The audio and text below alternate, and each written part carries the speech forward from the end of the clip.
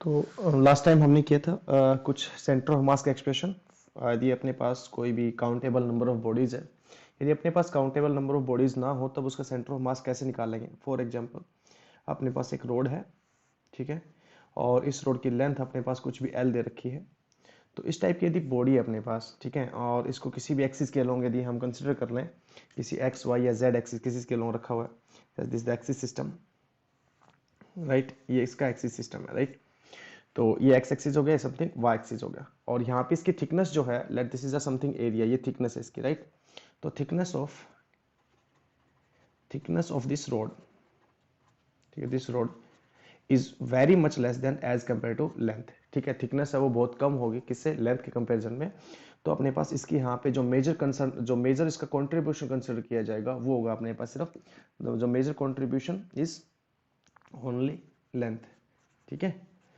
तो लेंथ यदि इसका मेजर कंट्रीब्यूशन है तो सिर्फ अपने को सेंटर ऑफ मास निकालना है इसका लेंथ के लो। तो यहाँ पे अपने पास इनफाइनाइट नंबर ऑफ पार्टिकल्स होंगे, if there are number of infinite number of particles, if there are infinite number of particles, right, then what will be the centre of mass this road. इस road का centre of mass अपने पास क्या होगा, उसकी बात कैसे करें वो देखते हैं। तो हम प्रीवियस उसी एक्सप्रेशन पे जाते हैं जो हमने सबसे पहले सेंटर ऑफ मास का एक्सप्रेशन किया था 2 बॉडी पार्टिकल 3 बॉडी पार्टिकल के लिए। तो एक जनरल फॉर्मूला यदि हम लिखें, if we write the general formula for centre of mass, तो अपने पास वो क्या होगा, the general formula is something like r vector, magnitude ले रहे हैं हम r is equal to m1 r1 plus m2 r2 plus m3 r3 if there are n number of particles, right. हम n नंबर ऑफ पार्टिकल के लिख रहे हैं, and so on upon में m1 plus m2 plus m3 plus so on, right, infinite number of particles. अपने को given है this road having mass m, इसका टोटल मास जो है वो क्या है, m है, राइट। सभी पार्टिकल्स का मास यहाँ पे ऐड करेंगे तो अपने पास ये आएगा, अपॉन में आएगा, that is m1 r1 plus m2 r2 plus and so on, अपना चलता जाएगा आगे, और अपॉन में this the total mass, right. Because सभी पार्टिकल्स का यहाँ पे अपॉन में डिनोमिनेटर में मास है, उसको जब सभी पार्टिकल्स का मास हम ऐड करेंगे तो अपने पास क्या होता जाएगा, ये मास टोटल बॉडी का जो है मास रिप्रेजेंट करेगा। Then this whole term can be written as ये सेंटर ऑफ मास का expression if there are number of countable particle, right. इसका शॉर्ट टर्म नोटेशन हम क्या लिख सकते हैं, इसका शॉर्ट टर्म नोटेशन हम लिख सकते हैं r is equal to summation. If you are familiar with the expression of summation is equals to I is equals to 1 up to n, ठीक है। summation I equal to 1 m I r I, ठीक, upon में क्या है m, तो इसके upon में हम क्या लिख देंगे m। दिस एक्चुअली ये इसका कॉम्पैक्ट फॉर्म है, इस वाले एक्सप्रेशन का कॉम्पैक्ट फॉर्म है। Sum of M I R I का मतलब I की वैल्यू 1 है, I की वैल्यू 1 है, राइट। I की वैल्यू 2 पुट करो तो I की वैल्यू 2 हो जाएगी, और समेशन मतलब अगले टर्म को अपने को ऐड करना है। इसका एक्सपेंडेड फॉर्म ये है, राइट। बट अपने पास यहाँ पे नंबर ऑफ पार्टिकल जब हम काउंट नहीं कर पाते तो आता है कॉन्टिन्यूस सिस्टम, और कॉन्टिन्यूस सिस्टम में हम करते हैं इंटीग्रेशन। क्या करते हैं हम, इंटीग्रेशन। तो आर क्या हो जाएगा, in that case r is equal to, ये अपने पास कांस्टेंट है तो 1 अपॉन में m आ जाएगा, समेशन की जगह जाएगा इंटीग्रेशन फ्रॉम 1 टू इन्फिनिटी या फिर n, जो भी अपने पास लिमिट है। mi is the mass of some particle, right. If we consider the mi, if we consider here the mi, this is the mi, right, इसको मास पार्टिकल कंसिडर करें, this is the mi को हम कैसे लिखते हैं integration में, dm, small mass particle, right. और इस स्मॉल मास पार्टिकल की पोजीशन ri है, राइट। ri मतलब let the position of this guys, इसकी पोजीशन हो गया अपने पास समथिंग क्या x, इसकी पोजीशन क्या आ जाएगी x, राइट।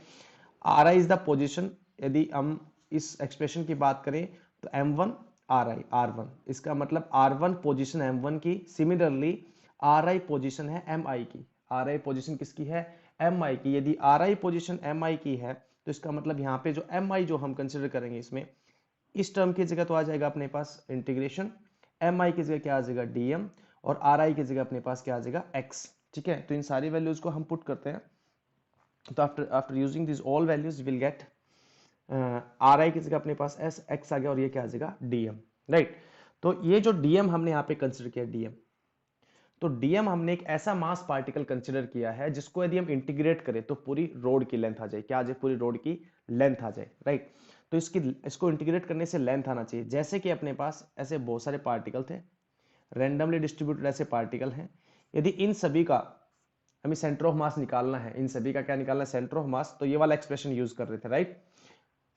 ये पार्टिकल हम कंसिडर कर रहे थे, ये पार्टिकल और इसका पोजीशन, ये पार्टिकल पोजीशन अलग होगा, ये पार्टिकल इसका पोजीशन अलग होगा, पार्टिकल पोजीशन, सभी पार्टिकल का मास है वो अलग मान लें, और यदि अपने पास जो पोजीशन है वो भी अलग मान लें, तो यहाँ पे हम क्या कर रहे हैं, उन सबको क्या कर रहे थे, सम कर रहे थे। सिमिलरली यहाँ भी हम एक मास हमने डीएम कंसिडर किया है, और उस डीएम को किस तरीके से अपने को कंसिडर करना है ताकि क्या आ जाए अपने पास, उसको इंटीग्रेट करें तो पूरी रोड की अपने पास क्या आ जाए, लेंथ आ जाए, पूरी रोड की क्या आ जाए, लेंथ आ जाए। तो this is the integrating method, right. जैसे कॉन्टिन्यूस मास सिस्टम के लिए अपने को यदि सेंटर ऑफ मास निकालना है, तो इस रोड का हम सेंटर ऑफ मास निकालते हैं।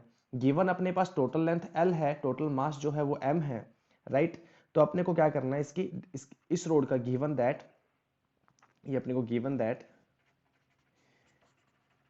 इफ, यदि ऐसा दिया हो तो if given that the linear density of the road is uniform,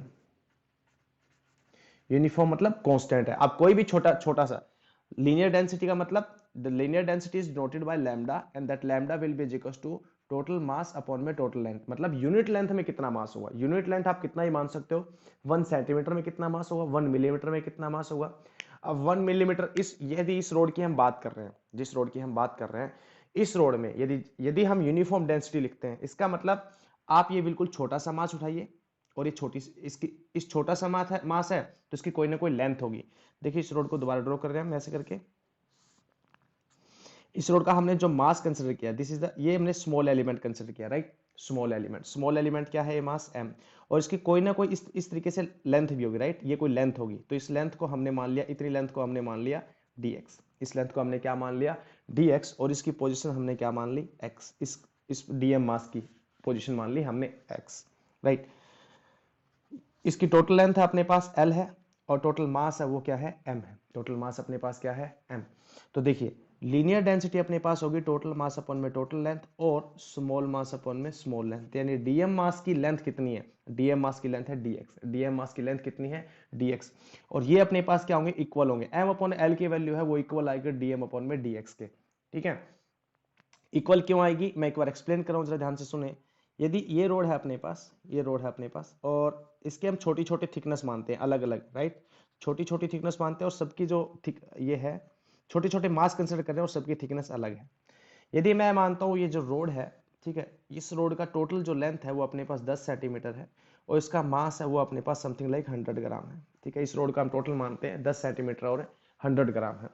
यदि मैं 100 ग्राम को डिवाइड करूं कहाँ से, 10 सेंटीमीटर से, तो अपने पास क्या आएगा, 10 ग्राम पर सेंटीमीटर, ठीक है। समझे क्या है ये, 10 ग्राम पर सेंटीमीटर। इसका मतलब हर एक सेंटीमीटर में कितना मास होगा, 10 ग्राम। हर एक सेंटीमीटर में कितना मास होगा, 10 ग्राम।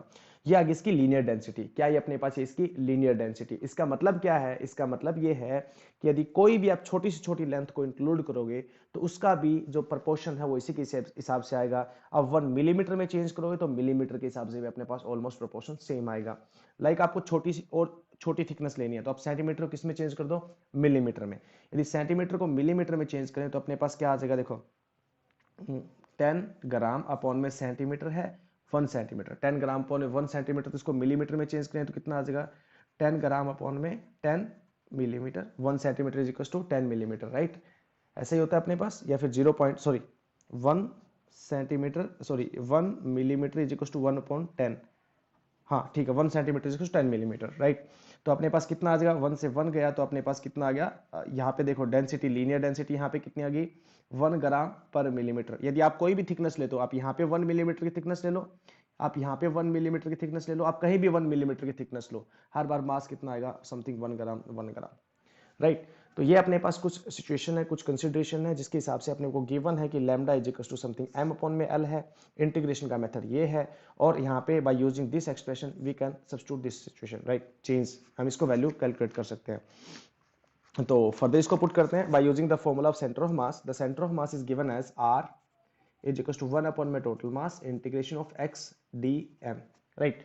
बट यहाँ पे एक प्रॉब्लम है, इस फॉर्मूले में x जो है, यदि हम इस रोड की बात करें तो x और dm दोनों वेरिएबल है, राइट। इस dm कैसे, आप यहाँ पे dm थिकनेस ये मान सकते हो, और x की पोजीशन चेंज हो जाएगी। यदि dm की पोजीशन को शिफ्ट करें तो x की पोजीशन क्या हो जाएगी, चेंज हो जाएगी। और एक इक्वेशन में दो वेरिएबल हम इसको सोल्व नहीं कर सकते, तो अपने को क्या करना पड़ेगा, एक वेरिएबल में इक्वेशन लेके आनी पड़ेगी। तो यहाँ पे lambda is equal to M upon में एल, एम अपॉन में एल कांस्टेंट है, लैम्डा कांस्टेंट है। अब कुछ भी एक्सप्रेशन यूज कर सकते हैं यहाँ पे, दैट इज मैं यूज कर रहा हूँ lambda is equal to M upon में L, this is smaller right, क्या will be equal to dm upon में डीएक्स। यहाँ से डीएम की वैल्यू निकालेंगे तो डीएम की वैल्यू डीएक्स इधर चला जाएगा, तो एम अपॉन में एल इंटू डीएक्स हो जाएगा, ठीक है, ये हो जाएगा अपने पास। तो r is equal to 1 upon में एम इंटीग्रेशन, और डीएम की वैल्यू एक्स किस जगह एक्स रहेगा, और इसकी वैल्यू क्या आ जाएगी एम अपॉन में एल डीएक्स, ठीक है, ये अपने पास इंटीग्रेशन आ जाएगा। तो यहाँ पे m कांस्टेंट है तो r की वैल्यू देखिए क्या आ जाएगी, r की m से m कैंसिल हो जाएगा, या फिर बाहर आके कैंसिल कर दें क्योंकि m तो कांस्टेंट ही है, l भी कांस्टेंट है, तो यहाँ पे आ गया 1 अपॉन में l, बाहर आ गया अपने पास इंटीग्रेशन ऑफ x dx। अब आप देखिए x जो रोड है उसकी सिचुएशन देखते हैं हम। रोड की सिचुएशन में अपने पास क्या है, x की वैल्यू कम से कम हो सकती है 0, यानी ये मास लाई कर सकता है यहाँ पे, तब x की वैल्यू 0 हो जाएगी, और मैक्सिमम जो है यहाँ से लाई कर सकता है, मैक्सिमम ये वाला होगा सिचुएशन। एंड वैल्यू 0 और x की वैल्यू क्या हो जाएगी अपने पास l, x की वैल्यू 0 और x की वैल्यू क्या हो जाएगी l। तो फ्रॉम 0 टू x की वैल्यू l तक हम इसको क्या करेंगे, इंटीग्रेट करेंगे, और जब इंटीग्रेट करेंगे r is equal to 1 upon में l, और इंटीग्रेशन का प्रोसेस सेम है, कोई मुश्किल नहीं है। x की पावर यहाँ पे 1 है, तो जो पावर 1 है उसमें क्या करेंगे, उसमें एक ऐड कर देंगे, तो x की पावर अपने पास x की पावर 2 होगी, और ऊपर अपने पास डिनोमिनेटर में 2 आ जाएगा, 0 टे l आ जाएगा। Now we have to substitute upper limit minus lower limit, right. अब हमें क्या करना है, upper limit minus lower limit, upper limit minus lower limit करेंगे तो क्या आएगा, r is equal to 1 upon में l, ठीक है, 1 अपॉन में l एंड 1 अपॉन में l, 2 कॉन्स्टेंट है, 2 को बाहर निकाल लो यहाँ से, x square l square minus 0 square, अपर limit minus lower limit, 2 constant था बाहर निकाल लिया, तो r इज इक्वल टू अपने पास क्या आ गया 1 अपॉन में 2l into L square, L से स्क्वायर गया तो अपने पास क्या आ गया l बाई 2। आप इस सिचुएशन को इमेजिन कर सकते हैं या प्री एज्यूम कर सकते हैं। देखिए ये पूरी रोड है, इसकी लेंथ l है, तो इसका सेंटर मास ऑलमोस्ट इसके मिड में लाई करेगा, तो इसका सेंटर ऑफ मास मिड में आ रहा है कि नहीं आ रहा, कहाँ पे आएगा l बाई 2 पे इसका सेंटर ऑफ मास आएगा। तो ये अपने पास कॉन्टिन्यूस बॉडी सिस्टम का सेंटर ऑफ मास निकालना। इस टाइप की बॉडी को बोलते हैं वो रिजिड बॉडी बोलते हैं। क्या बोलते हैं इस टाइप की बॉडी को, रिजिड बॉडी। किसी बॉडी को रिजिड बॉडी कब बोलेंगे, रिजिड बॉडी, रिजिड बॉडी किसी बॉडी को कब बोलेंगे, जब उसका लाइक ये मास पार्टिकल है, ये मास पार्टिकल है, ये मास, ये बहुत सारे मास पार्टिकल्स है इसके अंदर, राइट। इस मास के रिस्पेक्ट में इसका कोई ना कोई पोजीशन है, इस मास के रिस्पेक्ट में इसका पोजीशन है, इसका पोजीशन है, मतलब इन दोनों मासेस को हम इस सिचुएशन में देख रहे हैं, तो ऐसा ना हो कुछ समय बाद इनकी पोजीशन चेंज हो जाए, इनकी पोजीशन वही रहनी चाहिए एक दूसरे के रिस्पेक्ट में। यदि ये मास 1 है, ये मास 2 है, ये मास 3 है, तो ये कैसा रहे 1 2 3 मास ऐसे ही रहे, किसी भी स्ट्रेस या किसी भी फोर्स को झेलने के बाद अपने पास ये मासेस ऐसे ही रहे, तब हम इनको क्या बोलेंगे, रिजिड बॉडी बोलेंगे, तब हम इनको क्या बोलेंगे, रिजिड बॉडी बोलेंगे। अब हमें क्या करना है, इन रिजिड बॉडी का सर्कुलर मोशन स्टडी करना है। जस्ट लाइक ये रोड है, इस रोड को, जैसे रोड है, इस रोड को इस एक्सिस के लोग गोल गोल ऐसे से घुमा रहे हैं, राइट, ऐसे से घुमा रहे हैं, राइट, ये कैसे भी घूम रही है, राइट, ये ऐसे घूम रही है, जैसे इस रोड के लोग ऐसे घूम रही है, तो ये रिजिड बॉडी, आप इसको कैसे, आप इसको रोटेट कर रहे हैं, घुमा रहे हैं, तो इसका जो मास पार्टिकल्स है उनकी पोजिशन क्या नहीं होनी चाहिए, उनकी पोजिशन चेंज नहीं होनी चाहिए, उनकी पोजिशन चेंज नहीं होनी चाहिए। तो रिजिड बॉडी का यदि हम गोल गोल घुमा रहे हैं, तो हमें कोई ना कोई पॉइंट के लोग गोल घुमा रहे होंगे। बॉडी को गोल घुमाने के लिए क्या करना पड़ेगा अपने को, सबसे पहले उस बॉडी के अंदर एक पॉइंट फिक्स करना पड़ेगा। जैसे ये अपने पास एक रोड है, इसका ये वाला पॉइंट फिक्स कर दिया, आप इसको गोल गोल घुमाओगे तो ऐसे घूमेगा, ऐसे, राइट, इस तरीके से घूमेगा। जैसे किसी भी इंस्टेंट पे लाइक ये ऐसे भी होगा, राइट, किसी इंस्टेंट पे ये ऐसे भी होगा, ठीक है, किसी इंस्टेंट पे ऐसे भी होगा, ये किसी इंस्टेंट पे ये ऐसे भी होगा, राइट, किसी इंस्टेंट पे अपने पास ऐसे भी होगा, किसी इंस्टेंट पे अपने पास ऐसे भी होगा, राइट। तो ये ऐसे गोल गोल घूमेगा, तो इसका फिक्स पॉइंट कौन सा रहेगा, ये फिक्स पॉइंट होएगा। इस टाइप के मोशन को बोलते हैं प्योरली सर्कुलर मोशन। किस टाइप के मोशन को, जब कोई भी बॉडी सर्कुलरली मूव करेगी, क्या है, जब कोई भी बॉडी सर्कुलरली मूव करेगी तो उसका कोई ना कोई एक पॉइंट ऑलवेज फिक्स रहेगा, कोई ना कोई क्या है, उसका एक पॉइंट ऑलवेज फिक्स रहेगा, बाकी सारे पॉइंट उसके मूव करेंगे, बाकी सारे पॉइंट उसकी पोजीशन चेंज करेंगे। आप एग्जांपल समझ सकते हो, जैसे इस पार्टिकल का पॉइंट, कोई भी पॉइंट, इस पॉइंट को छोड़ के इसके अलावा कोई भी पॉइंट आप कंसिडर करें, कोई भी पॉइंट कंसिडर करें, कोई भी, सभी पॉइंट ये अभी यहाँ है, इसके बाद ये कुछ यहाँ होगा, राइट, ये वाला पॉइंट यहाँ होगा, इसके बाद लाइक ये पॉइंट यहाँ होगा, इसके बाद ये पॉइंट यहाँ होगा, इसके बाद यहाँ होगा। देखिए हर एक पॉइंट अपने पास क्या करेगा, पोजीशन चेंज करेगा सिवाय एक पॉइंट के। यदि ऐसा है तो इसको प्योरली रोटेशनल मोशन बोलेंगे। क्या बोलेंगे इसको? Pure rotation motion, pure rotation motion.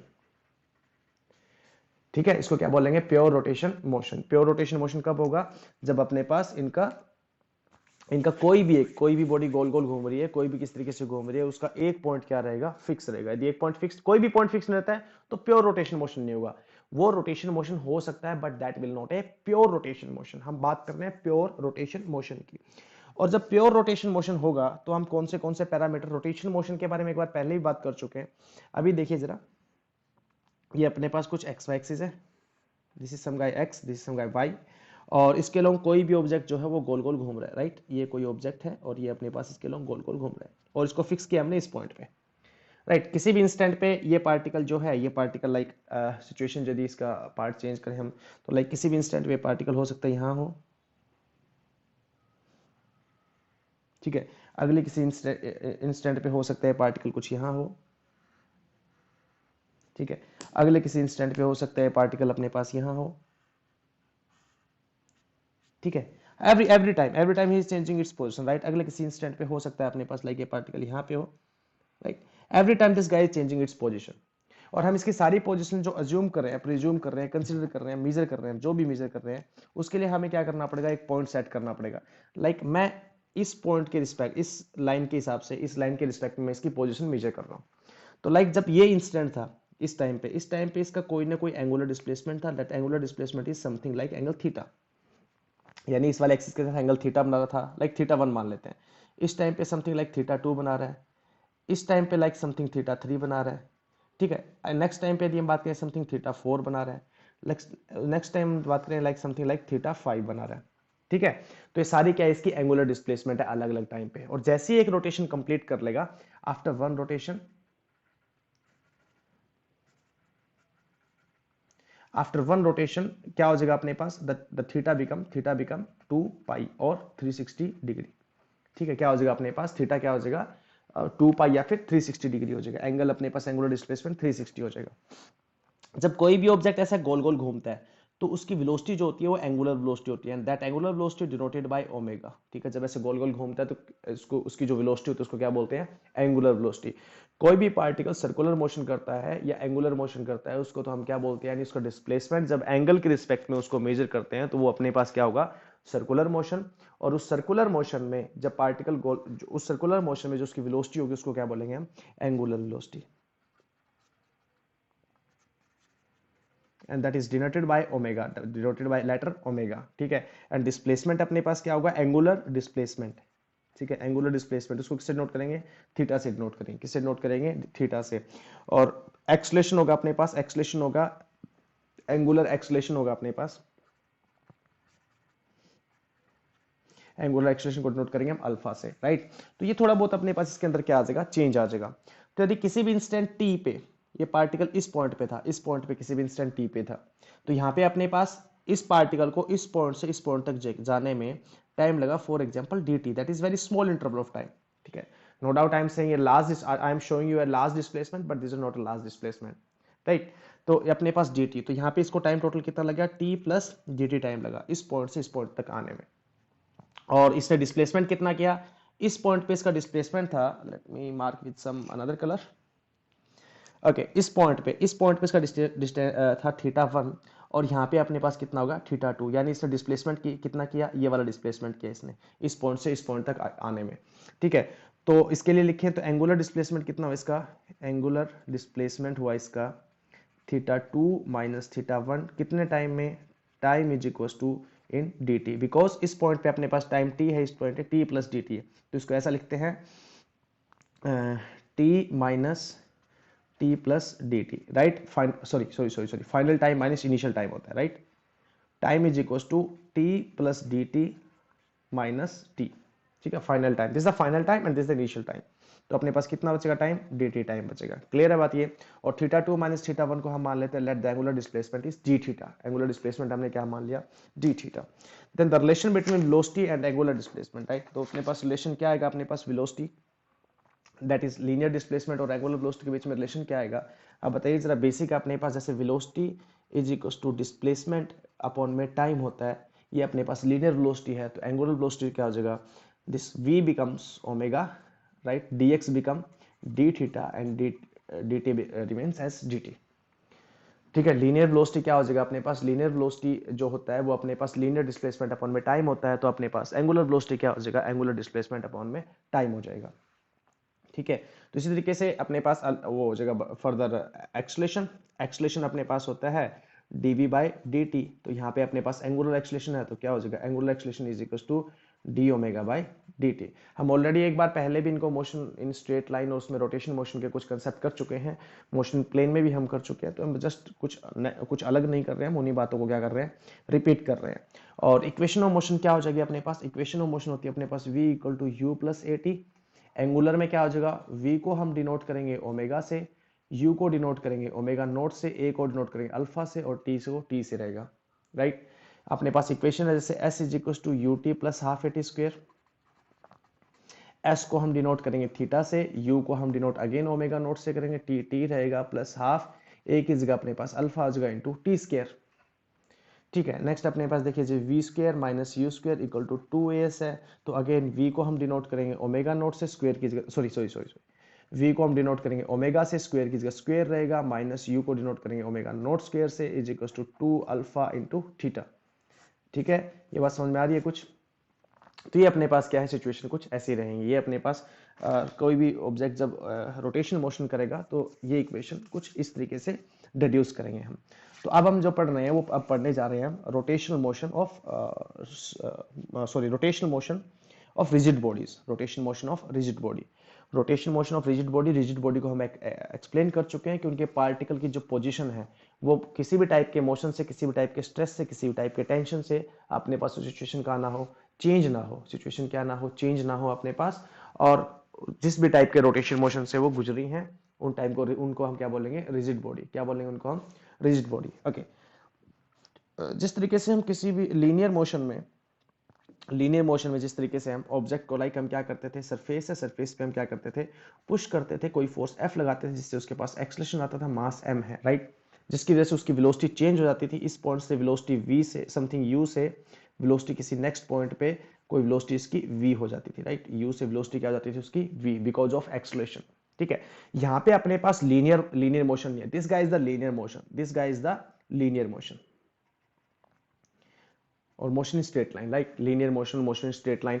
Now we are studying the circular motion, right। तो circular motion में force नहीं लगता, circular motion में force नहीं लगता, circular motion में जो होता है वो होता है torque। क्या होता है अपने पास circular motion में, torque है ना। टॉर्क बेसिकली क्या है, टॉर्क ज्यादा कुछ नई चीज नहीं है, कुछ नई बात नहीं है। टॉर्क अपने पास फोर्स का वो इंस्टेंट है जिसकी वजह से कोई भी ऑब्जेक्ट गोल गोल घूमना स्टार्ट कर देगा, कोई भी ऑब्जेक्ट क्या करेगा, गोल गोल घूमना स्टार्ट कर देगा। देखिए सिचुएशन समझा रहा हूं आपको। और जिस भी, जैसे आपका दरवाजा है, गेट है, ठीक है, आप गेट को क्या करते हो, गेट को आप पुश करते हो, गेट को खोलते हो, अंदर या बाहर करते हो, तो उसकी वजह से गेट क्या कर रहा है, आप दरवाजे पे फोर्स लगा रहे हो, टेंजेंशियल फोर्स लगा रहे हो, राइट। तो उस टेंजेंशियल फोर्स की वजह से वो दरवाजा क्या करता है, मूव करता है, दरवाजा क्या करता है अपने पास, मूव करता है। ठीक है, तो अपने को वो इंस्टेंट देखना है जिस इंस्टेंट के हिसाब से, जिस इंस्टेंट पे हमने क्या किया, उसके ऊपर फोर्स लगाया और जिसकी वजह से उसने क्या स्टार्ट कर दिया, गोल गोल घूमना स्टार्ट कर दिया। उस सिचुएशन को हमको डील करना है, उस सिचुएशन को हमने देखना है। तो अभी टॉर्क को एक्सप्लेन करूंगा, ठीक है। तो टॉर्क को ध्यान से इसको देखना पड़ेगा आपको। तो इसमें टॉर्क में क्या होगा, देखिए जैसे कोई भी ऑब्जेक्ट है अपने पास, ठीक है, इस ऑब्जेक्ट को कुछ आपको 3D जैसा इमेजिन करना है, ठीक है। इस ऑब्जेक्ट को हमने इस सरफेस के ऊपर ऐसे रखा हुआ है, ऐसे, ठीक है। तो हमने इस ऑब्जेक्ट को रखा हुआ है यहाँ पे, इस पॉइंट पे, राइट, ये ऑब्जेक्ट है। और अब इस ऑब्जेक्ट देखिए, इसका एक पॉइंट फिक्स करना है, यहाँ से एक एक्सिस पास हो रहा है, let me draw with another colour. Okay, इस एक एक्सिस है, यहाँ से इसके बीच में से एक एक्सिस पास हो रहा है, ठीक है। ये बात समझ में आ गई आपको, इसके बीच में से एक्सिस पास हो रहा है, कोई भी एक्सिस है, whatever the axis, right.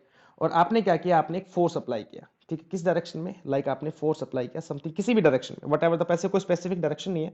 For example आपने फोर्स अप्लाई किया इस डायरेक्शन में, this some guy like force, right, ये सम गाय कुछ फोर्स है, लाइक आपने ऐसे फोर्स किया, जैसे मैं आपको एक बार डायग्राम शो कर बताता हूँ, ये ऐसे ऑब्जेक्ट है, आपने फोर्स इसके ऊपर इस डायरेक्शन में ऐसे लगाया, राइट, इस डायरेक्शन में ऐसे ऐसे फोर्स लगाया आपने इस तरीके से, राइट, ये देखिए ये सिचुएशन बन रही है कुछ ऐसे, ये सिचुएशन ये ऐसे इस डायरेक्शन में फोर्स लगाया, this is the direction of force, this is the direction of this force, right. ये एक्सिस ऑफ रोटेशन है, ये एक्सिस बनाया मैंने, ये बनाया यहाँ पे, ठीक है, ये ऑब्जेक्ट ऐसे रखा है अपने पास, ये ऑब्जेक्ट ऐसे रखा है, और इसके ऊपर जो फोर्स लगाया मैंने ऐसे लगाया, ठीक है, इस डायरेक्शन में फोर्स लगाया अंदर की तरफ। तो यदि आप इसको रियलाइज करेंगे, ये सिचुएशन, सॉरी ये सिचुएशन और यहाँ पे लगने वाला ये फोर्स, तो मैं इस डायरेक्शन में सिर्फ फोर्स लगाता हूँ एग्जैक्टली उस डायरेक्शन में, तो देख लिए मैं फोर्स लगा रहा हूँ सिर्फ इस डायरेक्शन में, बट ये ऑब्जेक्ट क्या कर रहा है, this object is rotating revolving around this guy, right, ये वाला ऑब्जेक्ट इस बंदे के चारों ओर घूम रहा है, देखिए मैंने फोर्स लगाया इसके ऊपर इस डायरेक्शन में, इस डायरेक्शन में, राइट, इस डायरेक्शन में फोर्स लगाया, तो ये क्या कर रहा है, इसके चारों ओर घूम रहा है। लेकिन यहाँ पे यदि घूमता, ऐसा कौन सी सिचुएशन क्रिएट हुई कि जिसकी वजह से ये ऑब्जेक्ट क्या है इसके चारों ओर गोल गोल घूमने लगा, ऐसी कौन सी सिचुएशन थी। सबसे पहले हम यहाँ पे एक वेक्टर ड्रॉ करेंगे,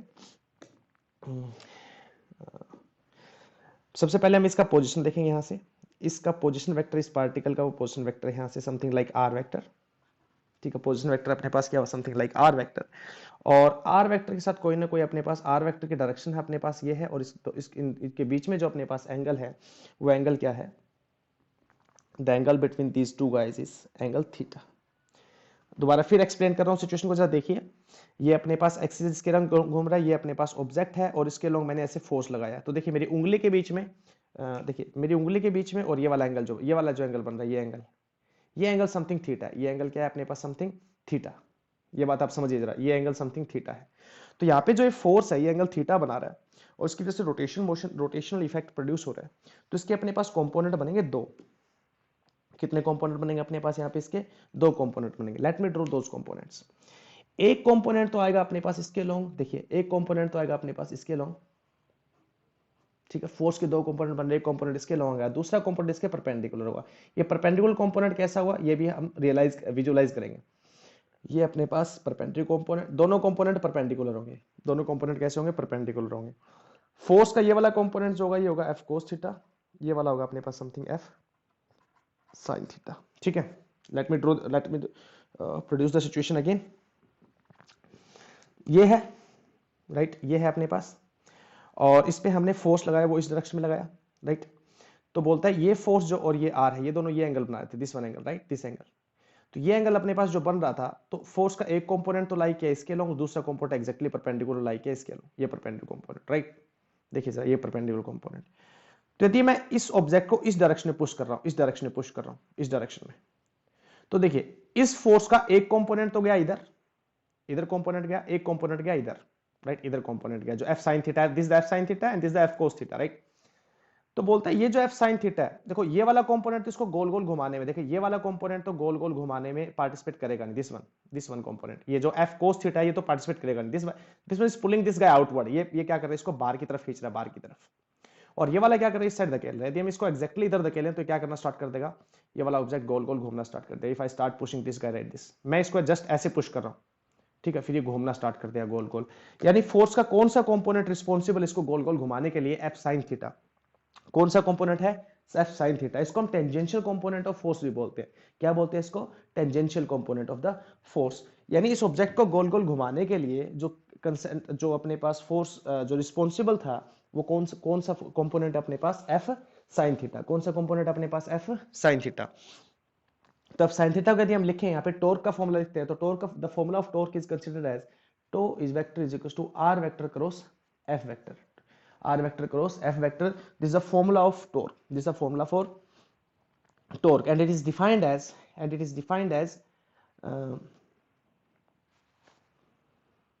okay, it is defined as the moment of force, it is defined as the moment of force, moment of force is, what do you mean by the moment of force, मतलब force का वो instant जिसकी वजह से object क्या अपने पास कैसे करने लग गया, फोर्स का वो instant, the instant of force that produce the rotation motion in that guy, this guy, right, force का वो इंस्टेंट, हमने सिर्फ फोर्स अप्लाई किया था इसके ऊपर, उस फोर्स की वजह से अपने पास क्या होने लग गया है, गोल गोल घूमने लग गया, राइट। आप इमेजिन कीजिए, आप कोई भी नट या बोल्ट खोलते हैं किसी भी गाड़ी का, तो आप एक कोई आप सर्कुलर मोशन नहीं अप्लाई कर, एक्चुअली सर्कुलर फोर्स अप्लाई नहीं कर रहे होते, आप सिर्फ फोर्स अप्लाई कर रहे होते हैं। आप इसको गोल गोल नहीं घुमा रहे होते हैं। बेसिकली आप फोर्स को कुछ हिट करते हैं, और कोई फोर्स हिट करते हैं जिसकी वजह से ऑब्जेक्ट क्या करना स्टार्ट करता है, गोल गोल घूमना स्टार्ट कर देता है। तो आर इसका मैग्नीट्यूड फॉर्म होगा, क्रॉस वेक्टर का magnitude form you know very well, right? That is tau is equal to r f sine theta, right? R f sine theta. But अपने पास क्रॉस प्रोडक्ट होता है, उसका रिजल्ट ऑलवेज कैसा होता है, एक वेक्टर होता है, राइट? ये इसका एक्सपेंशन आ गया अपने पास, ये इसका मैग्नीट्यूड निकलेगा अपने पास इससे, बट डायरेक्शन कैसे निकलेगी, इसकी डायरेक्शन कैसे निकालेंगे, what do you mean by direction, right? तो sometime let me show you something important thing, like this guy, right? This guy, I have to open this one, right? If you people are having pen, you can check with this one. Like I have to open this one. If I have to open this one, then I have to I don't want to rotate. मैं इसको rotate नहीं कर रहा हूँ, मैं just force लगा रहा हूँ। इस साइड में फोर्स लगा रहा हूँ इस डायरेक्शन में, सिचुएशन जरा समझिए। इस पॉइंट पे फोर्स लगा रहा हूँ मैं इस डायरेक्शन में, और इस पॉइंट पे फोर्स लगा रहा हूँ मैं इस डायरेक्शन में, ठीक है? ठीक है, एक फोर्स इस डायरेक्शन में है, एक फोर्स इस डायरेक्शन में। यदि हम सिंपली इसी डायरेक्शन में फोर्स लगाए तो this guy will start rotating, right? ये गाय देखिए, ये जो है ऑब्जेक्ट, ये रोटेट होना स्टार्ट हो जाएगा। और एक पर्टिकुलर पॉइंट पे देखिए, मैं इसको गोल गोल घुमा रहा हूं और इसका मूवमेंट देखिए अपवर्ड है, this guy is going up, right? This guy is going up, and similarly ये अपने पास खुल जाएगा, यहाँ पे बाहर निकल जाएगा, राइट? कैप निकल जाएगी अपने पास। और इसको मैं अपोजिट साइड रोटेट करना स्टार्ट करूँ तो देखिए अंदर की तरफ आ रहा है, ठीक है? मैं इसको रोटेट नहीं कर रहा हूँ, बेसिकली मैं सिर्फ फोर्स लगा रहा हूँ, एक इस डायरेक्शन में, एक इस डायरेक्शन में।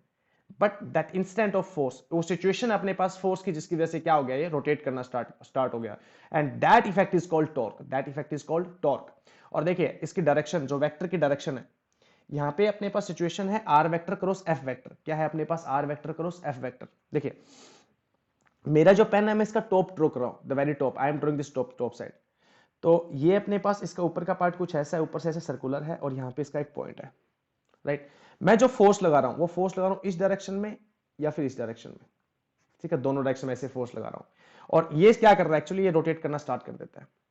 और जो ये वाला पॉइंट है, ये फिक्स है। इस पॉइंट पे देखिए, ये वाला पॉइंट फिक्स है। जब मैं इसको गोल गोल घुमा रहा हूं तो जो बिल्कुल सेंटर वाला पॉइंट है, बिल्कुल सेंटर वाला पॉइंट है, वो ये जो कैप है, ये जो पिन है, ये अपने पास इसके लोग गोल गोल घूम रहा है, इस पॉइंट के लोग गोल गोल घूम रहा है। तो इस पॉइंट से अपने पास जो ये वाला पॉइंट था जिसके लोग गोल गोल घूमेगा, वो ये वाला एक्सिस था। तो इस एक्सिस के लोग गोल गोल घूम रहे हैं, तो ये अपने पास हो गया आर वेक्टर, और ये अपने पास क्या हो गया, एफ वेक्टर, एफ वेक्टर, ठीक है? Are vector and f vector. ये बात क्लियर है, ये बात समझ में आई है? अब यहाँ पे फोर्स के दो कंपोनेंट नहीं बनेंगे, क्योंकि अपने पास हमने क्या कहा था कि फोर्स के यदि किसी एंगल पे लगाए, यहाँ पे यदि फोर्स को हम कुछ इस डायरेक्शन में लगाएं, ऐसे फोर्स लगाएं, right? If we apply force over here like in this direction,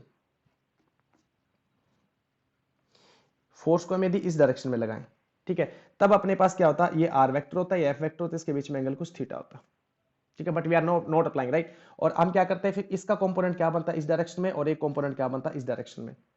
तो f का जो कंपोनेंट है, this would be the f cos theta, और ये अपने पास क्या होता है f sin थीटा। तो f sin थीटा रिस्पॉन्सिबल होता है। बट अब ऐसा नहीं है, अब ये वाला कंपोनेंट हम अप्लाई नहीं कर रहे हैं, अब हम डायरेक्ट इस डायरेक्शन में फोर्स अप्लाई कर रहे हैं। आप यहां से भी निकाल सकते हैं, आप यहां से भी अपने पास यही बनेगा, that is the f, this the f vector, this the r vector, right? And the angle between them is 90 degree, angle between them is 90 degree, ठीक है? और यहाँ पे भी देख सकते हैं आप f sin थीटा, और इसके बीच में भी एंगल कितना है अपने पास, 90 डिग्री। f sin थीटा और इसके बीच में r वेक्टर के बीच में एंगल क्या है, 90 डिग्री। यानी फोर्स का वो कंपोनेंट जो r वेक्टर के साथ 90 डिग्री पे होगा, है ना? चाहे वो f sin थीटा हो, चाहे वो f हो। यदि f 90 डिग्री पे अप्लाई हो रहा है, यदि f क्या हो रहा है अपने पास 90 डिग्री पे अप्लाई हो रहा है, तो अपने पास क्या चलेगा, वो अपने पास रोटेशनल इफेक्ट प्रोड्यूस करेगा। और एक पॉइंट के लो, उसका एक पॉइंट क्या होना चाहिए, फिक्स होना चाहिए। लेकिन इसके साथ एक दूसरी सिचुएशन भी हुई, जब मैंने इसको रोटेट किया इस तरीके से, मैंने जब इसको ऐसे रोटेट किया, I am applying force on this side in this direction, right? इस पॉइंट पे मैं इस डायरेक्शन में लगा रहा हूँ, ये पॉइंट है, ये अपने पास डायरेक्शन बता रही है, तो इस डायरेक्शन में फोर्स लगा रहा हूँ, और नीचे वाला में इस डायरेक्शन में लगेगा, राइट? तो देखिए मैं ऐसे लगा रहा हूँ, बट इस कैप का जो मोशन है वो देखिए गोल गोल तो घूम रहा है, बट ये इस डायरेक्शन में मूव कर रहा है, this cap is also going in this direction, right? तो वैसे तो प्योर रोटेशन मोशन नहीं है, this is not a pure rotation motion, this is the rotational plus linear motion because this cap is moving in this direction, right? ये इस direction में इसका displacement हो रहा है, इस तरीके से इसका क्या हो रहा है, एंगुलर डिस्प्लेसमेंट हो रहा है। तो I am rotating this cap like in this direction. और यदि हम यहाँ पे इसकी डायरेक्शन निकाले, टॉर्क की, दिस टॉर्क की डायरेक्शन, अपने पास क्रॉस प्रोडक्ट है तो वेक्टर होगा, क्रॉस प्रोडक्ट यदि वेक्टर है तो इसका रिजल्ट एक वेक्टर आएगा। और वेक्टर के साथ मैग्नीट्यूड निकालने का फॉर्मूला देख लिया हमने, मैग्नीट्यूड किस फॉर्मूले से निकलेगा, but how will find the direction, how will find the direction, direction कैसे निकालें? तो डायरेक्शन निकालने के लिए एक सिंपल सा रूल है, यूज होता है, उसको बोलते हैं राइट हैंड थंब रूल। क्या बोलते हैं उसको? Right hand thumb rule. आप इससे फैमिलियर भी होंगे, आपने 10th क्लास में थोड़ा बहुत इसके बारे में सुना भी होगा। तो राइट हैंड थंब रूल क्या बोलता है? Right hand thumb rule, right hand thumb rule बोलता है अपने पास कि देखिए ये सिचुएशन पहले हम इसमें अप्लाई करते हैं और फिर उसके बाद मैं पेन की कैप में अप्लाई करूंगा। देखिए ये पेन की कैप है, मैं इसमें फोर्स लगा रहा हूं इस डायरेक्शन में, और आर वेक्टर है वो इस डायरेक्शन में है, right? R vector, right? R vector, this is R vector, this is F vector. इस situation we are dealing in this situation, right? तो बोलता है राइट हैंड का थंब ऐसे करेंगे हम, the thumb will always remain perpendicular to his fingers, right? Thumb हमेशा fingers के क्या रहेगा? परपेंडिकुलर रहेगा। थंब हमेशा फिंगर्स के परपेंडिकुलर रहेगा, ठीक है? थंब हमेशा कैसे रहेगा? फिंगर्स के परपेंडिकुलर रहेगा। तो बोलता है मैं मेरी फिंगर्स को कर्ल करूं इस तरीके से, किस डायरेक्शन में? फॉर्मूला बोलता है are vector cross F vector. कैसे बोलते हैं? R vector cross F vector, मतलब आर वेक्टर से एफ वेक्टर की तरफ फिंगर्स को कर्ल करूं। किस डायरेक्शन में? आर वेक्टर से f vector. This is my r vector and this is my f vector. तो आर से एफ ये गया, देखिए आर से वेक्ट इस टाइप का कर्ल बनता है। तो फिंगर्स को कर्ल कर रहा हूं r to f, this is curling of my fingers from r to f, this is r. इस आर्क के अलोंग मेरी क्या आना चाहिए? फिंगर्स आना चाहिए, ठीक है? इसके according if I curl my fingers from R to F, ठीक है? if I curls my of right hand, right, then the thumb will give the direction of this guy, right? इस टॉर्क की क्या देगा? डायरेक्शन देगा, इस torque की direction देगा। तो देखिए टॉर्क की डायरेक्शन मैं आपको दिखा रहा हूं। देखिए इस वाली कैप में मैं फोर्स लगा रहा हूं इस डायरेक्शन में, applying force in this direction, ठीक है?